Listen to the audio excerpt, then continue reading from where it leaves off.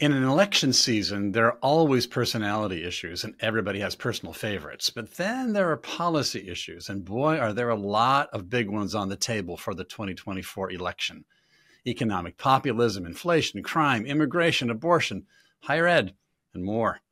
Today, we're going to give you our rough survey and short analysis of the policy territory facing voters. But I can tell you this much in advance. Policy wisdom does not line up neatly with one party or the other. Hello, everybody. I'm Graham Walker, coming to you today from the Independent Institute in Oakland, California, and welcome to Independent Outlook. As always, I am joined by my perennial conversation partner, Williamson Evers, director of our Center on Educational Excellence. Hello, Graham. I call you, Bill, our polymath of liberty. But of course, I could say the same thing of my other conversation partner today, Phil Magness, holder of our David J. Theroux Chair in Political Economy. Welcome, both of you, Phil and Bill. Happy to be here. So here we are. We have a lot to talk about, and the voters have a lot to think about. Let's start with the economic populism issues that seem to be on the table. So President Trump, former President Trump, has been telling us in different speeches and whatnot that there was a time in American history when tariffs were a great thing for our country, and we could go back to that time again. What do you say to that, Phil Magness? Well, it's specious ahistorical nonsense. He's basically hearkening back to the 19th century and claiming that because we had periods of high tariff regimes, that this was responsible for catapulting the United States into an industrial power. If you actually look at the evidence, though, it turns out the math doesn't add up. The industries that were protected did not do meaningfully better than industries that were not protected in the 19th century. And in fact, some of the unprotected industries accelerated technologically at a faster pace.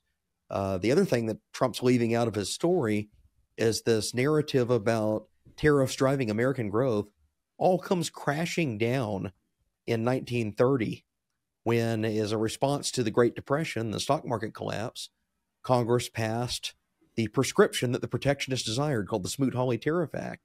And it basically collapsed the global economy. It destroyed trade internationally, caused everyone to retaliate against us. It was such a disaster, such a misstep that the past almost 90 years since that period, the world has moved consciously away from the notion that tariffs can be this mechanism or causal driver of growth. In fact, Bill Graham and Don Boudreaux had an excellent column in the Wall Street Journal going through the history of the 19th century and showing that the times of greatest growth were in the times when tariffs were declining. As to the Smoot-Hawley Tariff Act, that was like economic death knell for America. And I'm ashamed to admit that actually in my mother's side of the family, I'm related. He's some kind of like a great uncle. On Senator Smoot? Yes, Senator Smoot. Yeah, amazingly enough. So anyway, I apologize to posterity. I don't know, Phil. Around the office, you may now get the nickname Senator Smoot. A terrible admission on your part. Yes, I apologize for the Smoot-Hawley Tariff Act. Let's not go there again. But people like Donald Trump and others are arguing that, well, we do need tariffs because, after all, our supply chain for our critical industries, does depend upon some foreign countries, and some of them are not so nice. Don't we need to protect America's critical supply chains by enacting tariffs on bad countries?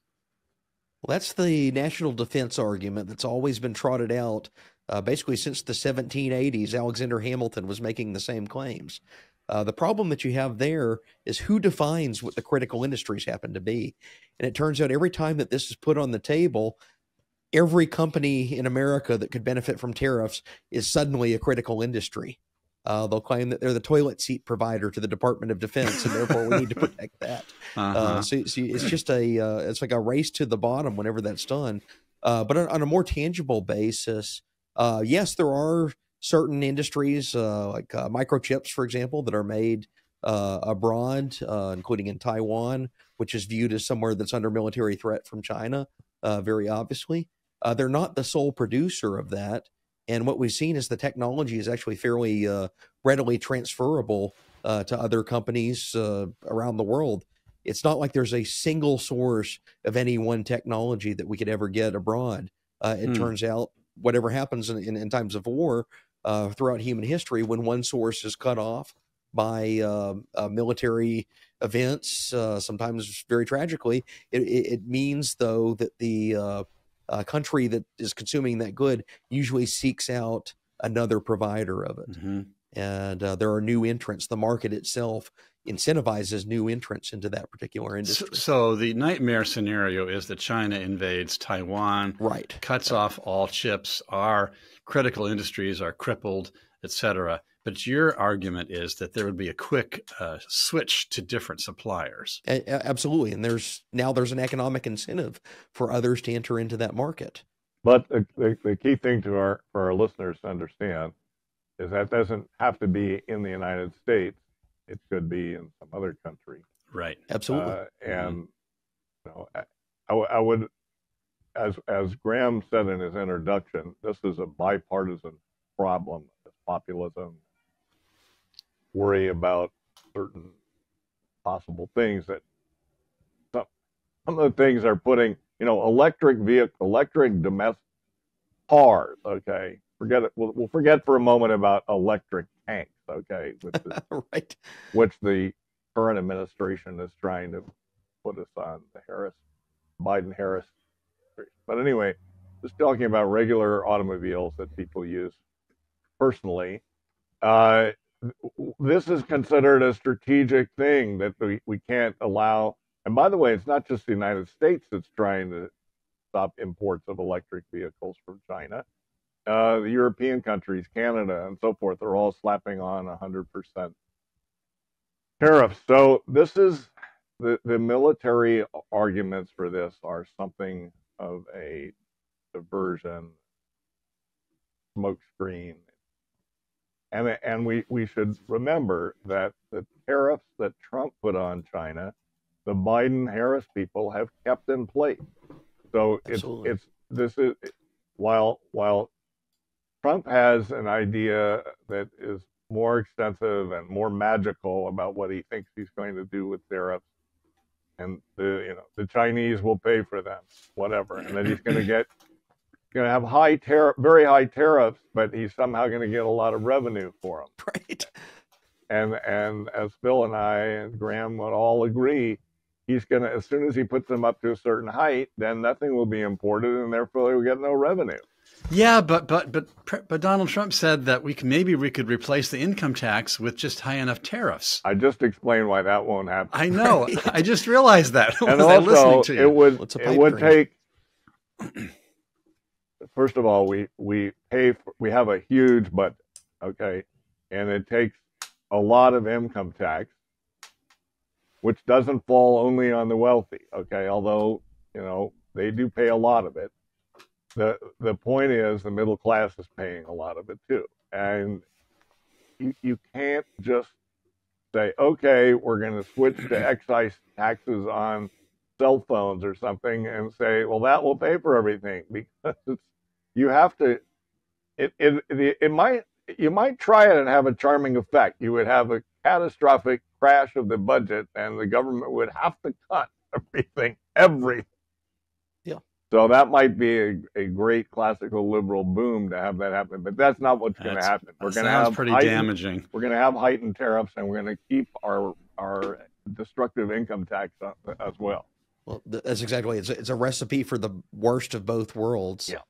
He'll make the promise, hey, we can switch over to tariffs that will not be anywhere near recovering the revenue that he claims they will. As Bill just noted, the direct effect that Trump desires from tariffs is not to raise revenue. It's actually to discourage imports. Right. And if you can't have imports coming into the country, he's raising the price so high that you're no longer importing. There's no revenue mechanism. Right. So I don't think Trump himself understands this fundamental contradiction in the policy. He's espousing. So, tongue in cheek. So, are we saying that Trump is the tariff candidate and Kamala Harris is the free trade candidate? No, we're not. No. She seems to desire the same policies.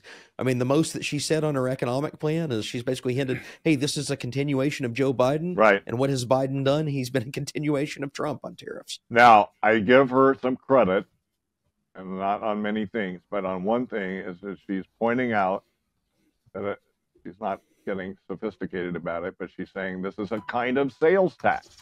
Yeah. And of course, since it's not a sales tax is on everything that you buy, this is only on imported things. But the point is correct that the tariffs act. Lots of people don't know what a tariff is. It's like voucher. They don't know what a voucher is. Okay. So the point is that by explaining it as a kind of sales tax, which I'm not sure how much he understands of this either.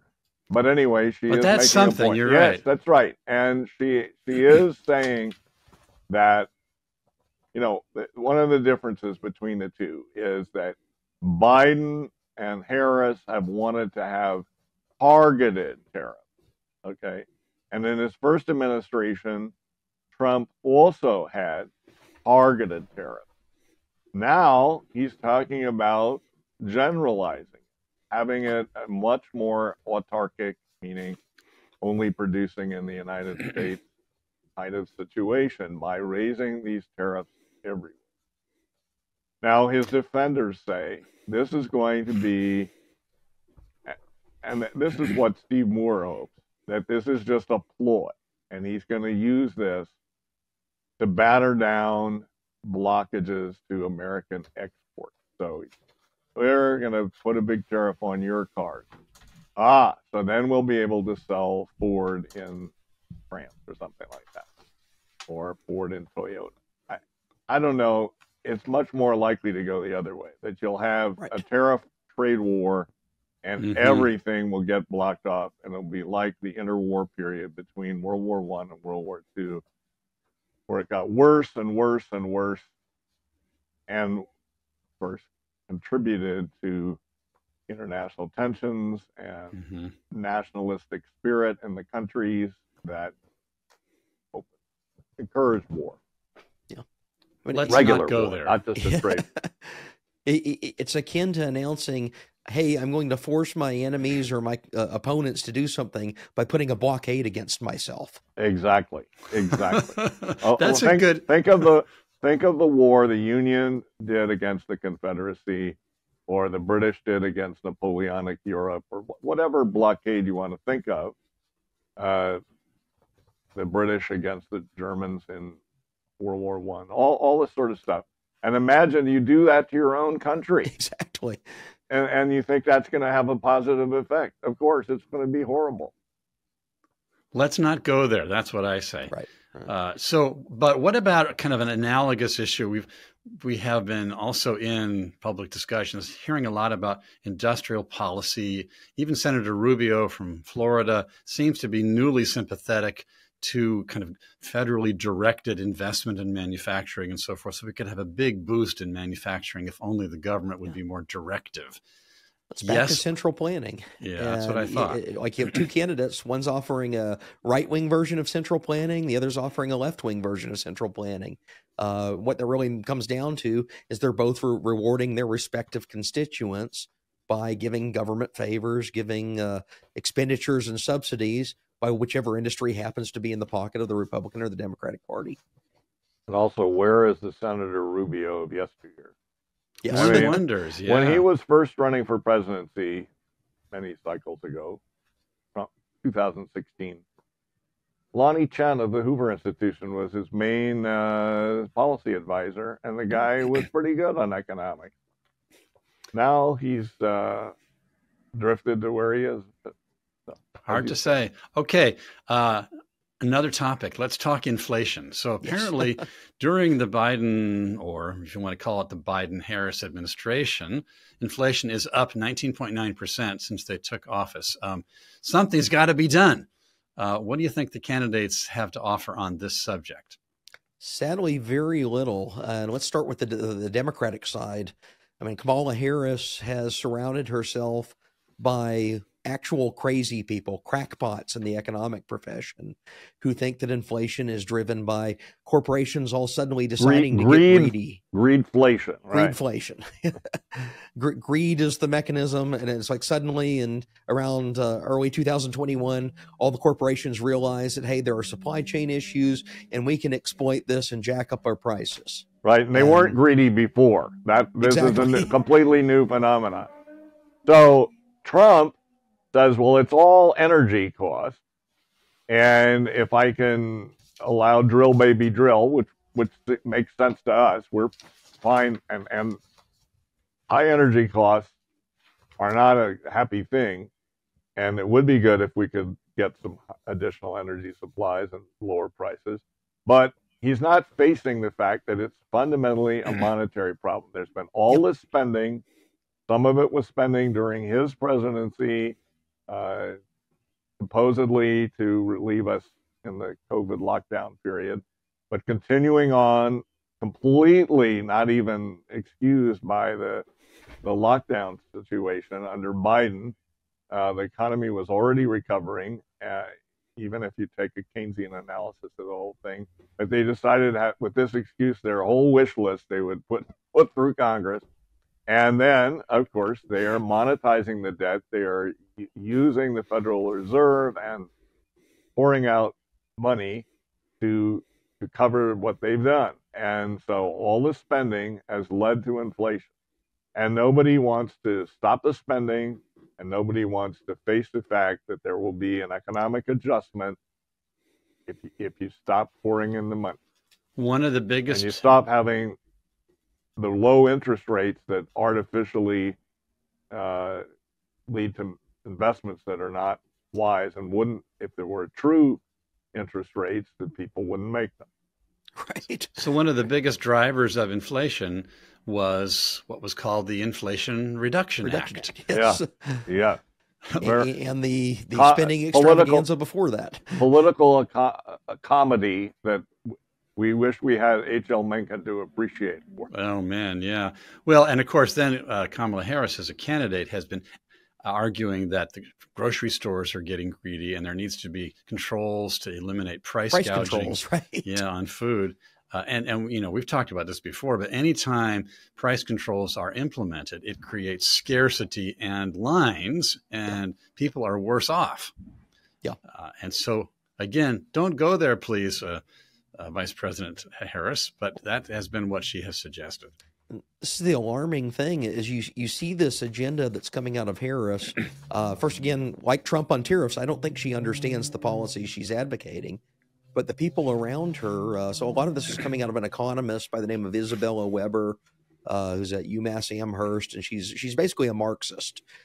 She was the person that came up with the greedflation theory, is also one of the major advocates of this price control scheme to counteract greedflation. So it's like a self-fulfilling prophecy in the way that she's contradicted it. But this is really on the extreme periphery of the economics profession. These people are not credible contributors to the debate. I mean, for example, like last week, this person who seems to be advising a lot of Harris's policies was arguing that the classical supply-demand diagram is basically a right-wing conspiracy imposed on economics. So reality. She's not part of the Facing Reality caucus. Let's put it that way. That's exactly it. I mean, I liken it to appointing a NASA administrator who is consulting astrology on where the planets are. Oh my gosh. Speaking of which, Harris in an interview was saying, some wise person told her don't think of the stars as points of light in the sky. Think of the patterns between them. Excuse me, they are points of light in the sky, right. And there is no, fish or crab or Bowman or anything like that. Those stars are all way separated from each other. They're not in some pattern.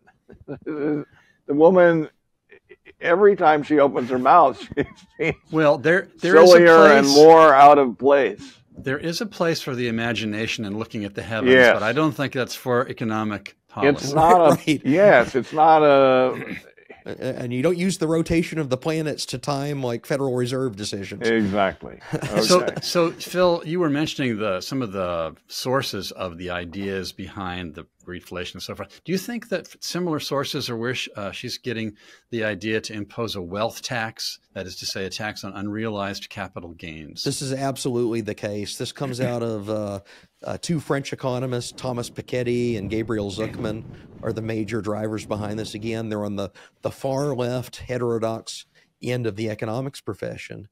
And their whole idea is that taxes should be raised and hiked on the wealthy, not to generate revenue, but to keep down inequality. They have this kind of kooky theory that wealthy people self-perpetuate their own capital stocks. And in doing so, the haves get richer and the have-nots fall further and further behind. And they have a whole series of contrived statistics that purport to show that this is the pattern of the last century, although my own work says otherwise. So state what the pattern actually is. It's basically what you have is inequality does pivot over time.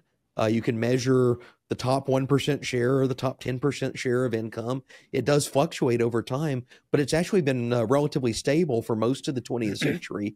And it's actually way down from where we were in the 19th century. okay. Wow. So the trouble is, if you had a wealth tax of the kind that candidate Harris has been proposing, it would mean that everybody with wealth of that kind of caliber would do all they could to shield it. They would stop investing it. They would pull it back from risky investments and business startups. They would take it out of the country to the degree they would take themselves out of the country. They would take themselves out. And this is not just speculative. We have tangible evidence. France and several of the Nordic countries in the 1980s, 1990s experimented with some of these types of policies well into the 2000s. And what happened every time one was enacted, first the billionaires would leave. They'd just relocate to another country. They'd jump the channel and set up shop in London instead. So that certainly played out. And then the promised tax revenue that they claimed that they could get from this always ended up a tiny fraction of their projections, because their models do not account for the fact that people that are affected by the tax are altering their behavior to change their tax rate. Right. And meanwhile, they distorted things. Yeah. And so oftentimes countries that try and do this kind of severe wealth tax thing, they end up trying to create barriers to people leaving the country or taking their money out of it. They try and make them captives in the country, which just leads into a kind of a downward spiral, not only of economic disaster, but also of loss of liberty for everybody. Again, let's not go there. Right. Yeah. So it's not just the East Germans that have a Berlin Wall tendency, right? It's the tax authorities. Is Trump better on taxes? Not much. On certain margins, I think he would stay the course of what he did in his own presidency. So there's not going to be a push to raise like wealth taxes, for example. I think Trump is very confused on taxes in the sense that it brings us back to the tariff issue. He thinks that tariffs could supplement or replace income coming from the income tax, which is just a pipe dream. So I think there's a very slight margin insofar as he's not pushing for this new form of taxation that Harris is, where he does have the edge. But there's also the downside that he's very confused on tariffs. So you end up getting both. So I do want to talk a little bit about both Harris and Trump saying no taxes on tips. And Trump has also, since then, brought up a number of other ideas of tax cuts and tax breaks of various sorts. And this is something that the three of us might not agree on. So let's say, as I think is true, we generally favor tax cuts and tax deductions and the public having to pay lower taxes. Now, the question is, what about targeted tax breaks, tax cuts? And there are different philosophies about this. One philosophy would be take what you can get. If you have an opportunity to get a tax cut through because the political situation allows for it. This would apply, of course, to regulations too, but for tax cuts, take them. Let's get them. And there just may be constellations of interest groups and timing and political campaigns like the present where there's an opportunity to take a tax cut. There are other people that would say this is going to be a distortion. We're gonna have investment in places that, under realistic conditions, there wouldn't be, and we'll have, it'll distort the economy in various ways. And they would rather have a flattened, lower tax. Then the people that say, well, we don't mind a jagged tax front, doesn't have to be flat. They might say, well, the problem with a flat rate is you can't bring concentrated interests together that hope to get a benefit from a tax break, because the taxes are across everybody, and so they're just widely dispersed. Any gain would be widely dispersed, so there's no incentive to fight for a gain. I would be interested in Phil's thoughts on this and Graham's. Yeah, well, I think there's an illustration here. Both Trump and then later Harris also adopted this, the claim that they would exempt tipped income for service industry workers from taxation. One argument for that is, anything that's a reduction of the tax burden of the state is generally a good thing. So if they're willing to do this carve out for tips on like for waiters and waitresses, that does reduce their tax burden. And in that sense, it's probably better that money stays in their pockets than going to the government. On the other side of it, though, it's a very imprudent approach to doing public finance, because it destabilizes the uniformity of the tax system. It gives a carve out that's clearly targeted to try to solicit votes. So it puts us down this path of where there are rents to extract for a specific constituency, a specific interest group. That's probably not a sound basis for long-term stable public finance. Not that we're anywhere near that as it currently exists. As much as possible, taxation ought to be levied on the basis of uniform, nonpartisan, non-favoritism, general principles. And I'm not quite sure how the exempting tip income fits into that. But the point, Graham, is completely, I'm not saying what you're saying is unsound in any way. It's completely sound. But the point is, you can have times where, for political, it's so hard to lower taxes. Okay, let's start with that. If there's an opportunity to lower taxes, to chip away, why not take advantage of that and then have competing interests say, well, you gave an exemption to them, we also want it. And then you hope you might have a cascading, or whatever metaphor we want to use, you might have a more snowballing, maybe would be the better metaphor. You might be able to bring about more cuts in taxation. Maybe you could, but I think more likely what happens is that just like you get competing political interests who want to get the subsidies that the government may be offering, then you get competing political interests who want to get the tax cuts that the government may be offering. but then they might get them, and that would be good. Maybe you have to figure out how you're going to reverse the growth of the state. And you might think, oh, let's have a smooth, like this. But you might not be able to get that. You have to have, just as the state grew, in sometimes flat and across the board, but more often in various opportunities that politicians and regulators and special interests thought, well, I'll grab some subsidy or special treatment now. You might want to reverse it using the same mechanism. We only have so many mechanisms. Can we talk about another big issue on the table, Certainly. which is immigration? Yes. Immigration is the hottest of hot topics, it seems, this season. I mean, immigrants are eating pets, or else they're not eating pets. Millions have been let in. Delicious. Your bet is delicious.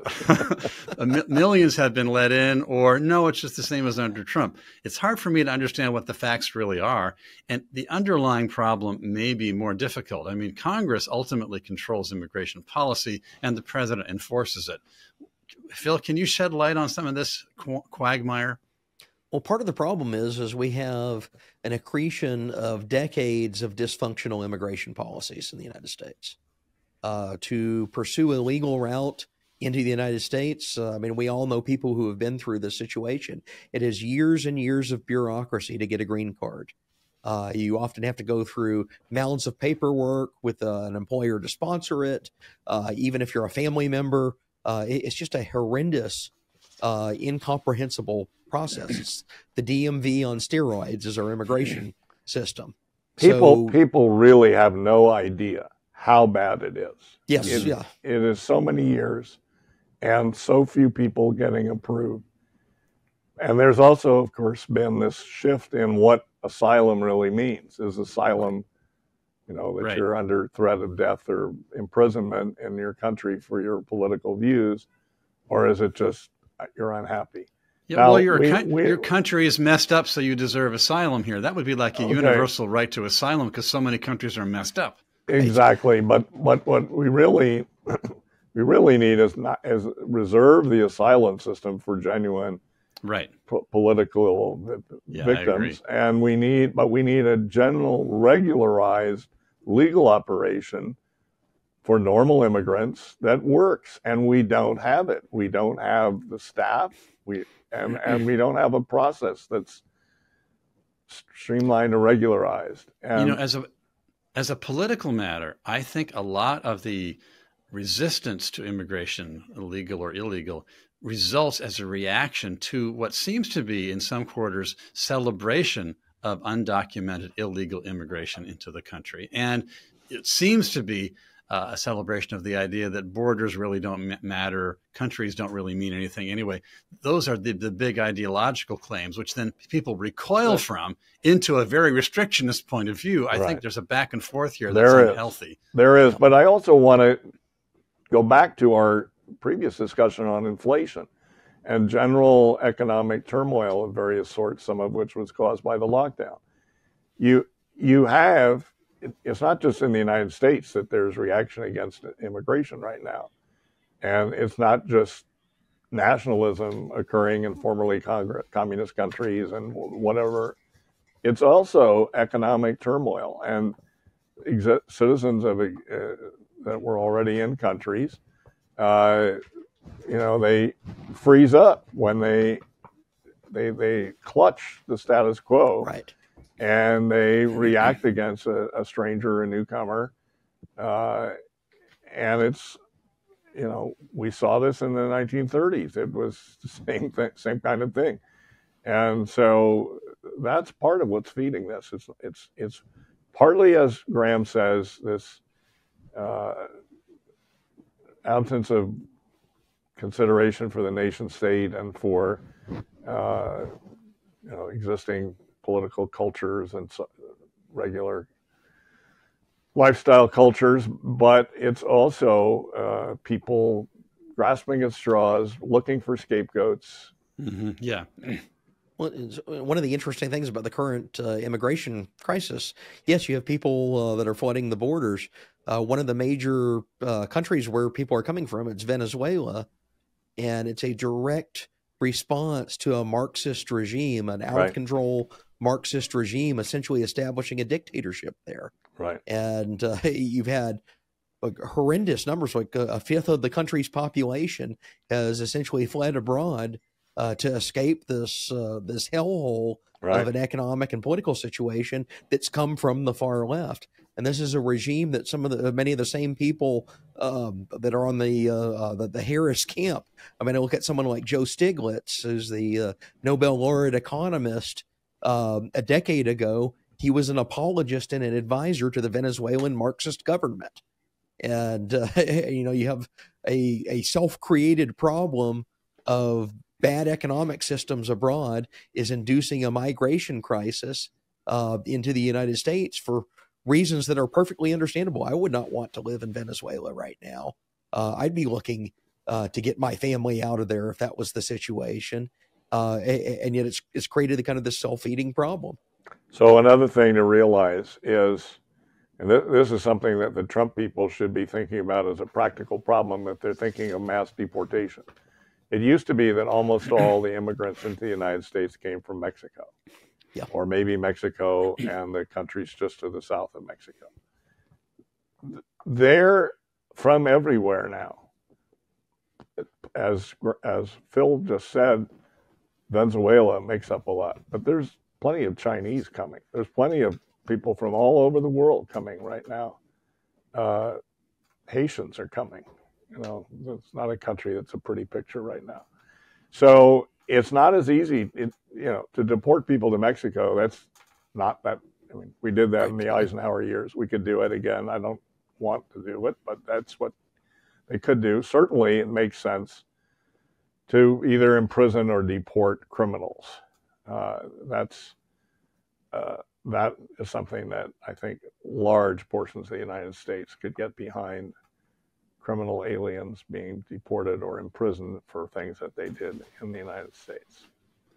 From a political point of view, one gets the impression that candidate Trump basically wants to vilify all immigrants and that candidate Harris wants to pretend that there's not a problem. Right. But neither of them are correct. That's the problem. But she is moving. She desperately wants to win the election. So suddenly she has walls in the back of her ads, and she's talking about, I was a prosecutor. I know about transnational gangs. So it's a fascinating sight. She has also become a restrictionist compared to what she was 4 years ago. A week ago? 8 years ago. Right.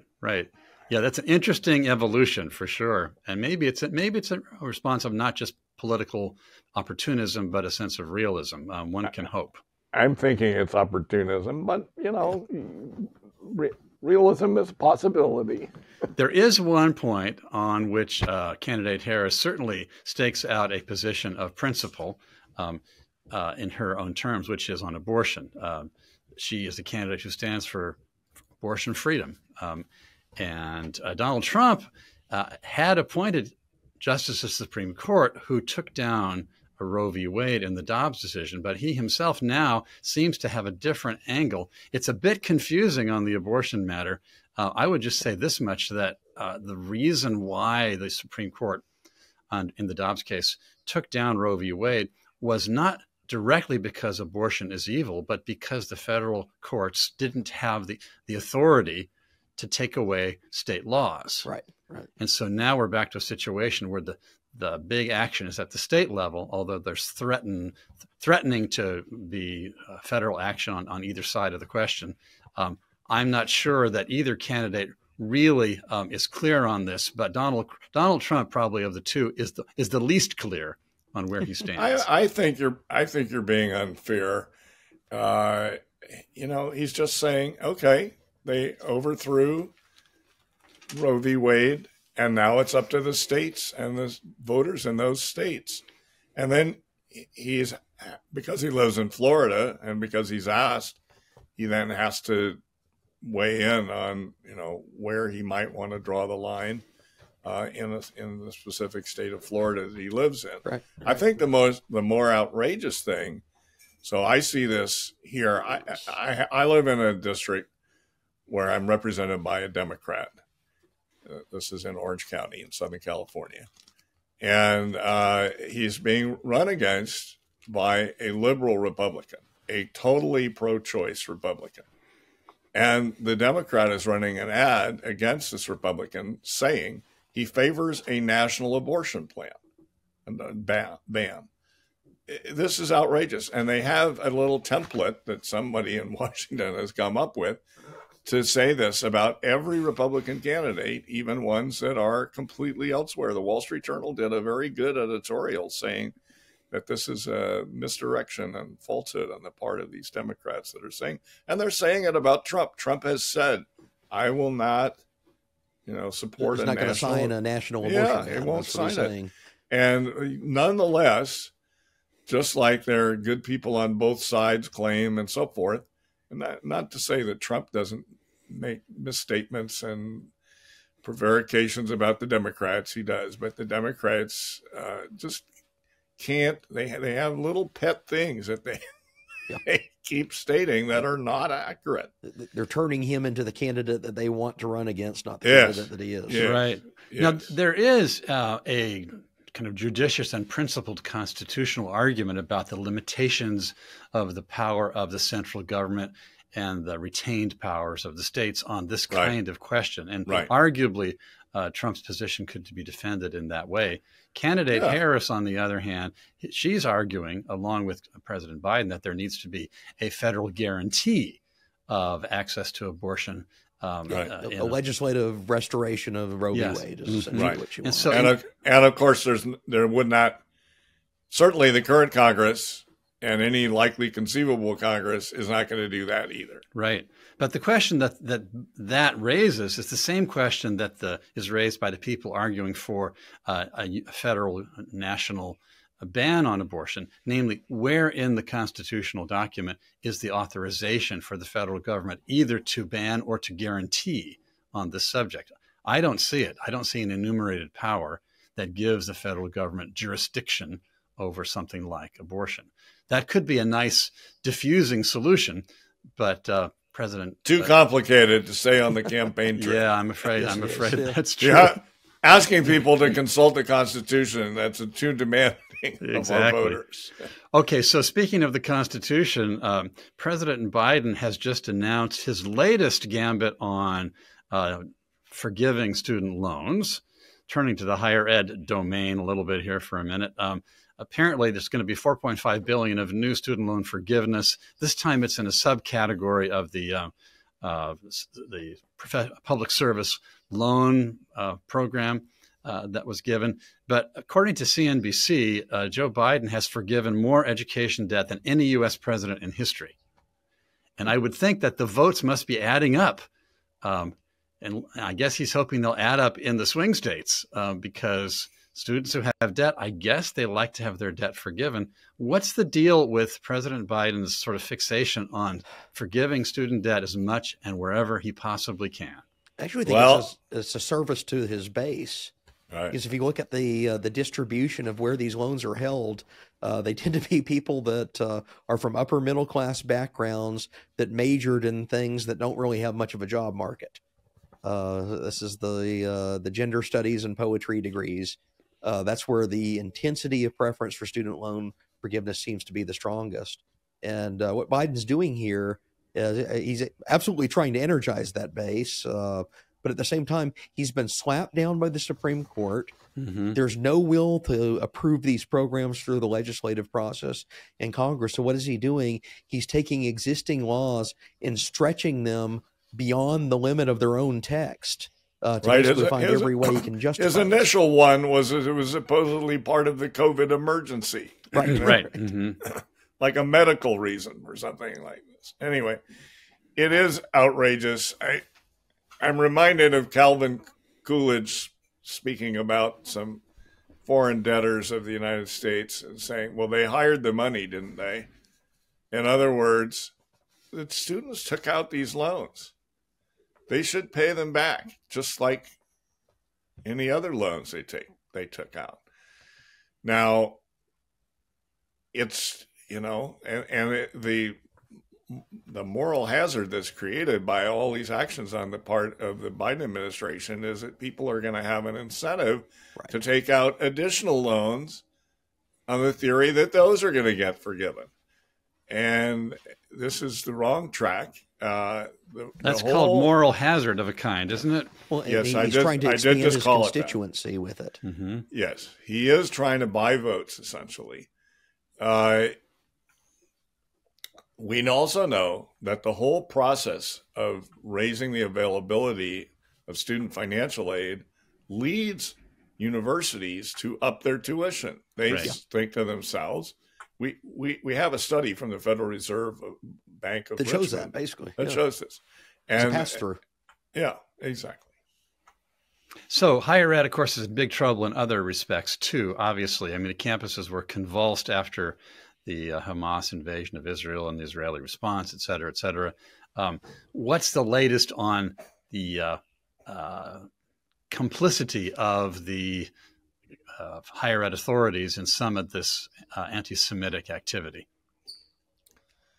Well, the anti-Semitic activity is going on again. The schools are back, and they have many universities and colleges have put in new regulations to try to protect their academic activities. So don't block the library, don't block classrooms, don't block movement around campus.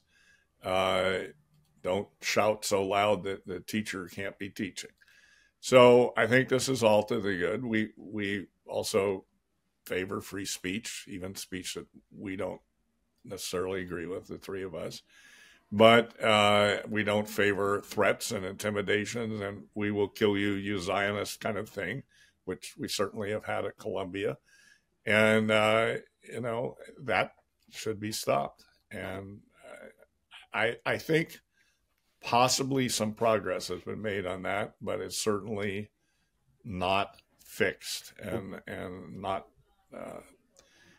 the problem is still there. A glimpse, yes, of the true radicalism of certain factions of the university, and that includes faculty. Who are primarily activists rather than scholars.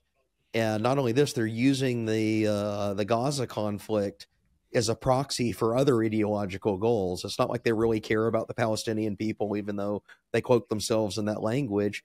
Right. They see this as an opportunity to trigger yet another Marxian revolution to overturn capitalism.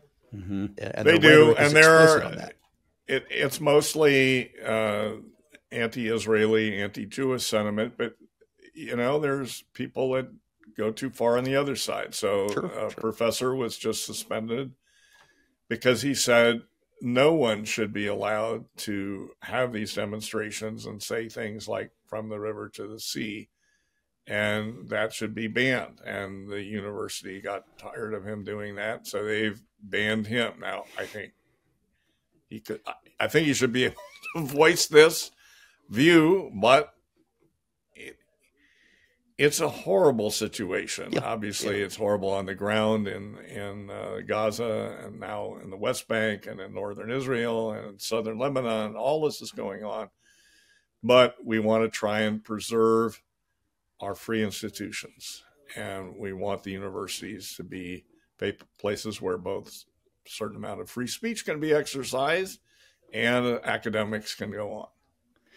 Apparently, a federal judge in L.A. recently ordered the UCLA to stop assisting anti-Zionist groups or anti-Semitic groups, whichever they are, who are blocking Jewish students' access to different parts of the campus. Right, exactly. Well, and that I think that makes sense. Yeah, it really does, because the university authorities were, in effect, enabling the restrictionism practiced by the anti-Semitic protesters. And thus it became indirectly a form of state action, and they had to stop doing it. I think that's a plus. But, I'm thinking of a couple of other things you said a few minutes ago, Phil, on the whole question of higher ed. Higher ed does seem to, at least especially in its upper reaches, to be fostering, if not festering, a whole bunch of crackpot ideas that go under the guise of intellectualism, but are really ideological power agendas of one kind or another. And you said that the economics profession has a few little dark corners of that type in higher education. Between the two candidates, it does seem to me that candidate Harris has a lot more ties to that aspect of the higher ed establishment than candidate Trump does. That's absolutely the case. I mean, Trump has his own fringe advisors in other areas, but most of them come from outside of academia. Harris, and this is something I really worry about. You can go back to the Obama administration. It was a very left-wing administration, at least in its rhetoric and its ideological positioning. But like the Council of Economic Advisors had some fairly mainstream, like center-left Keynesians. I don't agree with them on a lot of their policy prescriptions, but they're within the realm of debate. What I worry about is something like the Harris administration, and to some extent the Biden administration has been like this as well. Rather than drawing on people that are within the mainstream, they're going to fringe heterodox perspectives and inviting that in as if it's like it's almost bypassing peer review. These are people that could not get tenure, could not get published in mainstream economic journals, but they believe in modern monetary theory, and suddenly now they have a seat at the Council of Economic Advisors. They believe in greedflation. Now suddenly that's brought in the door, not through academic merit, but because it's politically convenient to some of the things that Harris wants to do. It does seem to me that Biden and Harris, their attitude toward these problems in higher ed seems to be not that they want to somehow quell and curtail the malignancies growing there, but they would rather nurture and almost feed some of the malignancies that are growing on these campuses. I would just throw out that under Franklin Roosevelt, we had some pretty strange economic views floating around. Oh, for sure. In the highest circles. Rexford Tugwell. Under Truman, we had Leon Kieserling. I may be mispronouncing his name, but anyway. We had Henry Wallace in the mix. We had Henry Wallace in the mix as the vice president in Franklin Roosevelt's administration. So it's not unusual to have some unusual, even oddball views among top advisors to the president. And another sort of unusual thing about this election is normally the candidates have a transition team. I participated in one of these 2 times. I participated for 2 different Republican presidential candidates. I was on their transition teams. And normally, right around the convention time, they appoint the people and they prepare for the next administration, even if they are continuing in office or it's the same party that they are hoping to. So it's like one Democratic president to another Democratic president, or one Democratic president and he or she is running for re-election. They appoint these transition teams. The Trump people have a transition team, but they haven't registered with the government. They're just doing it completely offline. They're not getting the subsidies that you would normally Maybe they get don't from expect to win. No. Well, actually, in 2016, they didn't expect to win, but they had one. So they're just trying to avoid.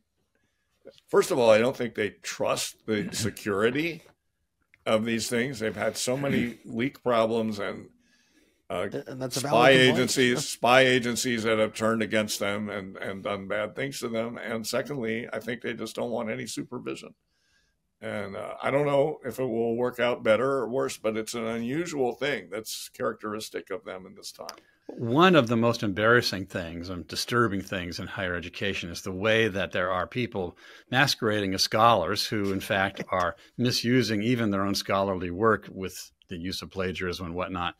Phil Magness has been very involved in revealing some of the things regarding Claudine Gay at Harvard and so forth. But most recently, one of our presidential candidates now seems to also be participating in the plagiarism enterprise. Candidate Harris had a book.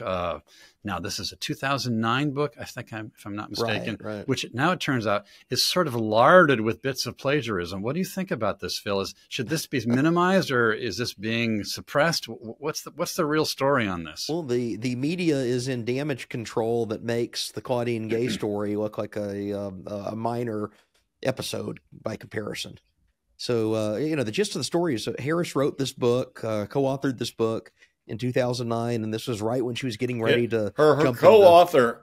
Her co-author is someone I knew on the Stanford Daily. Oh wow! Joan O'Connell Hamilton is the co-author. Yeah, and she was on the Stanford Daily with me. Yeah, it was clearly a campaign book when she was looking to run for statewide office in California, which politicians do these things. Yeah. But they turn out they've done a review of this, and as Chris Rufo at the Manhattan Institute was the person that first broke it, but he had some plagiarism experts working with them, and they found passages that are very lightly modified copy pastes from Wikipedia and from press releases from the Urban Institute and a couple other things that they clearly just found on the internet. And what Harris and her co-author did is they go through the paragraph and they'd change a couple verbs around, maybe modify the sentence and the voice it was being written in, but it's essentially the exact same structure. And it turns out that this is fairly pervasive throughout the book. Well, what happened? The story breaks, starts to get some attention. The New York Times jumps in and basically declares it's a non-entity, it's a non-story. They had their pre-canned so-called plagiarism expert to say, oh, this is minor, it's only a few paragraphs in a 200-page book, therefore it's not a big deal. We just brush it aside and pretend that it didn't happen. And it's really been a kind of an alarming trend we've seen in the media, where the media is carrying the argument for the Harris campaign, rather than Harris accused of plagiarism being the headline, which is what it should have been. It was Republicans pounce on Harris with accusations of plagiarism. It's saying, well, the motive of the Republicans matters more than the actual act of plagiarism, because at the end of the day, they really cannot deny the fact that she plagiarized. Right. And if you get in the lower part of the article, they cite the egregious, there are egregious examples. I read some of those examples, and what I found disturbing about the examples was that they were done very carefully, it appeared. This wasn't some kind of, buffoonish inadvertence. These appear to be slyly done, careful modifications by someone. They changed words to cover their tracks. So someone who knew exactly what they were doing. Yeah. So we don't want to make more of it than necessary, but you do wonder. It wasn't an accident. Right. It was not an accident. Yeah. And so an accident is you're in the library, you have a 3x5 card, you write some stuff down. Yeah. You forget to indicate what is an exact quotation and where have you paraphrased. You put it into your final thing. That's an accident. It can happen. The point is they obviously cut and paste this from the internet and put it in to the book, and just as a lazy, quick and dirty way to do it. Right. Yeah. And that's immoral. Yeah, it is. It is. Okay. Well, we're coming in for a landing here. Let me just mention a couple broad thoughts. The broad thoughts are that, you hear from Donald Trump that we're going to lose our country unless he is elected again. And then, of course, you hear from President Biden and Vice President Harris that Donald Trump is the worst possible threat to democracy. They're both essentially saying that if the other guy is elected, the other person is elected, that we're going to lose our country and everything is going to go down the drain. We'll never have an election again. We'll never have an election again. Yeah. This is the argument from both sides. This is the other side is so horrible and the outcome's going to be so awful that we'll be completely lost, disastrously lost forever. This feels overblown. Yes. Yeah. I mean, even where I disagree with Kamala Harris's position, it does seem, as Bill pointed out earlier in this discussion, that she's been trimming her sails and she's pragmatic and she wants to be elected and she'd probably like to be reelected later. So she's probably not going to go all the way on some of her errors. And Donald Trump, of course, is known to be a ridiculous user of inflated rhetoric, which he then doesn't follow through on. I think it's the panic is overdone. What do you think? Tend to completely agree. I think the institutions of our constitutional system are much more robust than either of these candidates. We do have a track record because both of them have been in office and neither of them sees dictatorial power yet. Right. Doesn't mean that's never going to happen, but the odds are against it. What really bothers me about it, though, is the hypocrisy of the heated rhetoric. Mm-hmm. You have Kamala Harris saying Trump's going to be the end of the republic, and one conversation, and then 5 minutes later she's like giving her favor to a Supreme Court packing scheme, something that would actually undermine some of the checks and balances. Very concretely undermine them. Yes, exactly. And then vice versa, Trump's doing the same thing. He's saying, well, she's going to destroy America, but I'd like to be dictator for a day and use that power to wipe out my enemies. So they're both extremely hypocritical in their rhetoric in painting their opponent as the death knell of America, while just casually embracing other policies that are essentially doing the things that they're decrying in their opponents. I agree with my colleagues. I do think that Trump in his dictator for a day thing was joking, basically.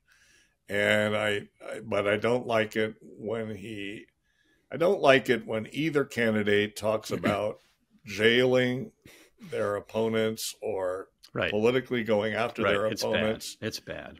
I don't really like it. Didn't like it when Thomas, not that I was there, but when Thomas Jefferson did some of this. So it happened also. Franklin Roosevelt went after anti-war people. There's plenty of bad things that have happened in American history. Some of them may happen again. We need to have an opposition party. We need circulation of elites. We need turnover in government, especially when it's called for. And especially why I'm rooting for divided government is probably the best possible, or least bad possible outcome. Least bad outcome. Yeah, exactly. Well, there's some good things that could happen. So if Trump's tax lowering things that Stephen Moore likes to talk about, some of that could get through, which happened in his previous administration. And if some of his cutting out of the civil service and putting that would be needed. Schedule F and restoring a kind of Jacksonian clearing out and rotation in office kind of policies, some of that could be good. If somehow Harris came in and took seriously the thoughts that she might have had about tariffs being too high and a national sales tax and were to lower some of them, that could be a good thing. It's possible that we could get lucky. Yeah, we could. I would just say that, to our friends and viewers who join us for these conversations, while you are trying to figure out the question of the lesser evil for voting, I was happy to be reminded by Bill Evers earlier today that back in the Old Testament, in the book of 1 Samuel, there's the story of how the people of God were unhappy with their situation. And so instead of cooperating with one another in the sight of God, the people wanted a king. They wanted a coercive big man to control everything. And really the antidote to that is also in the Old Testament, Psalm 146, put not your trust in princes. I mean, government matters, politics matters, but other things matter a whole lot more. And we could do with a lot less government power and a lot less political obsession, it seems to me. That being said, I'm just going to thank my friends. Thank you to Phil Magness for joining us, Phil. All your insights. Also to Bill Evers. Grateful for you. And let me just remind our friends who are watching with us and participating indirectly, you can always go to our website, independent.org, where we try and put up as much interesting and, well thought through and evidence-based stuff as we can to shed light on some of these quagmires of the election and other matters too. Thanks, Phil. Thank you. Thanks, Bill. Thank you. Come back next time to Independent Outlook. Take care, everybody.